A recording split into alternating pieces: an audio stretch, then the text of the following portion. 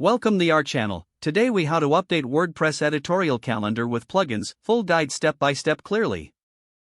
To update your WordPress editorial calendar with plugins, start by logging into your WordPress admin dashboard. Navigate to the plugins section on the left sidebar. Click on Add New to search for new plugins. Type Editorial Calendar in the search bar. Review the list of available plugins. Select a plugin that meets your needs, such as Editorial Calendar or CoSchedule. Click the Install Now button next to the chosen plugin. Once the installation is complete, click Activate to enable the plugin. After activation, find the new menu item created by the plugin on your dashboard. Click on it to access the Editorial Calendar interface. If your plugin requires initial configuration, follow the on-screen prompts.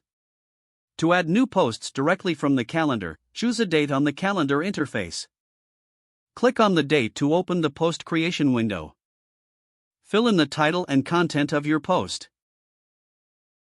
Set the desired publish date and time if applicable.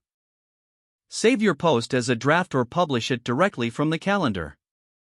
To edit an existing post, simply click on the post in the calendar view. Make the necessary changes in the editing window that opens. Save your changes to update the post. If you want to rearrange posts, drag and drop them to the new desired date. Check the calendar regularly to monitor the flow of scheduled content. Utilize any other features your chosen plugin offers, such as reminders or categories. Periodically update the plugin to its latest version to ensure optimal functionality. Explore the settings of the plugin for any additional customization options.